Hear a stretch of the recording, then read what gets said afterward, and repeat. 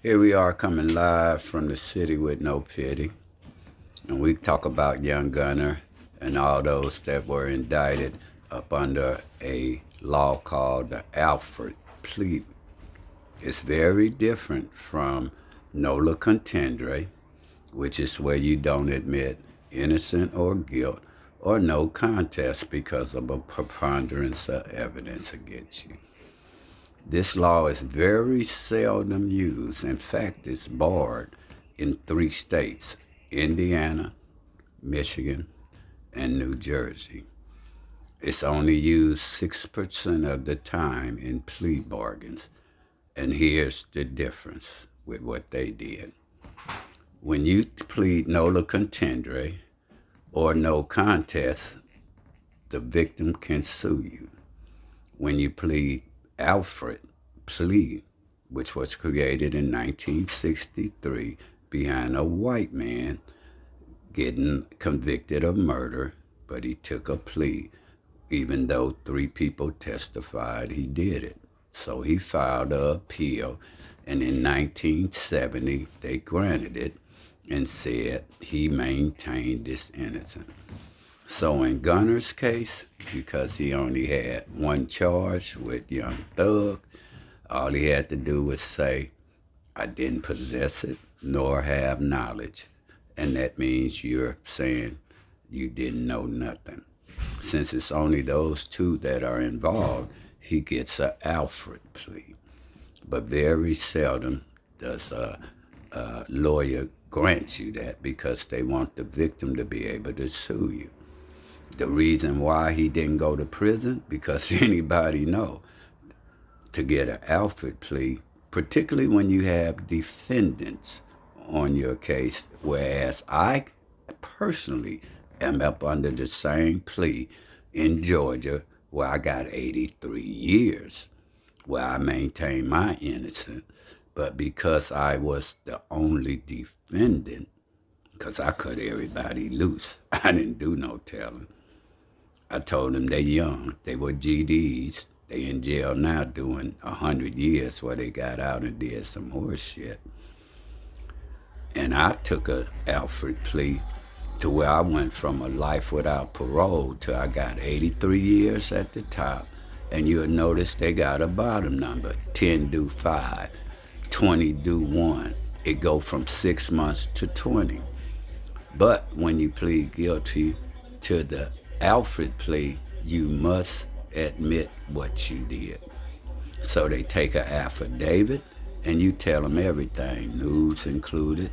Oh, me and Young Thug, we met up and I jumped in the car and I didn't know that they had meth, a gun, and whatever other charge. So you're snitching directly onto the paper to where that will be used against the young man, Young Thug. And if you notice, all of them are getting joint suspensions. That means they were sentenced to time, but the judge rescinded them from going to prison. And that is because they would have gotten killed in prison. So this new hip hop shit that they got going on, they brought it on themselves. But it's amazing how when all of them, in fact, Charleston White, is up under the same shit when he snitched. He told them he didn't know that they was gonna kill Michael Levy, and he told them that Antoine Doolittle did it. There's a big difference between snitching and ratting. Ratting is when you go and you turn to work with the state prosecutors to give testimony that can give somebody else convicted. So that shit about not snitching and not telling is not true. They threw that young man up under the bus. When regardless, they should have just held their mud. They should have held their mud, man. Don't throw the young brother up under the dust. And that's what happens in this. Y'all take sound bites and likes, verbal gymnastics, and these sort of things to where people that still believe wrestling is real are talking about something they have no vested interest in. I've been in hip hop since it started. We all in the same game talking about the lyrics and the contents. Then Luke came up and went to the Supreme Court. And then Dolores Tucker, who I hear everybody, I'm keeping her spirits alive. I've spoken on the panel with Dolores Tucker in her heydays. I hear him talk about fuck Martin Luther King. Black kids should be killed in jail. What kind of shit is that? We trying to free our people, and y'all game goofy niggas that can't walk these streets without security getting platforms where these niggas want sound bites and likes so they can go and get monetized like a male hoe. A renegade hoe is what I call them. Hip-hop don't mean shit on the streets, particularly in Los Angeles, where we're used to people being famous. So you can't get the West Coast mixed up with the East Coast, the South, because I got told on in the South. There's nothing new.